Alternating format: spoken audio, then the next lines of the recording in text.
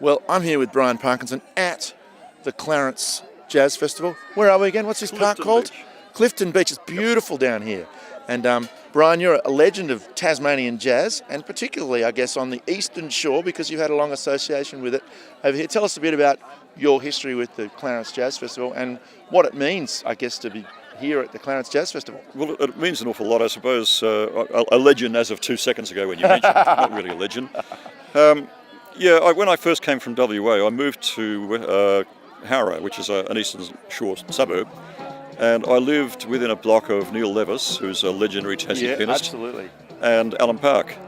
And we did some work together back in those days, and on and off I've worked with the guys for many years, and probably got involved in some of the early Clarence Jazz festivals with them.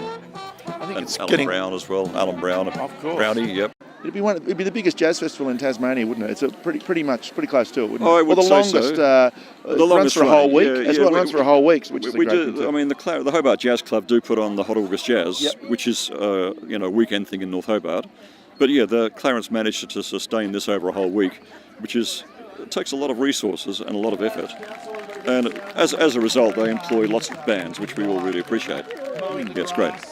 And it's, of course, wonderful working with people like yourself who come down from for me, it's a real thrill because you get out of the big smoke for a while, and you come down and appreciate everything, and the wealth of talent down here in Hobart, in Tasmania generally, but in Hobart.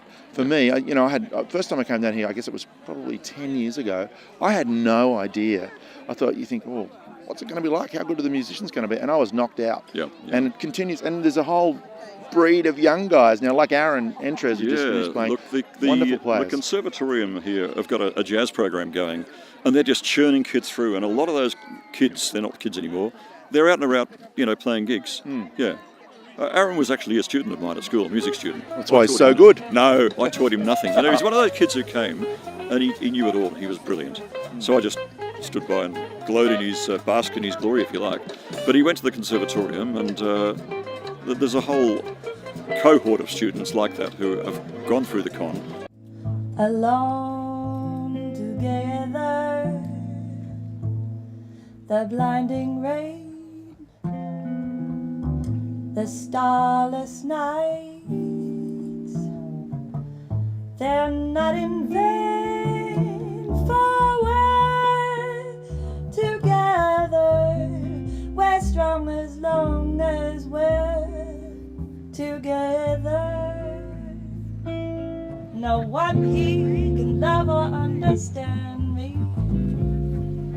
Oh, what hard luck stories they all hand me. Make my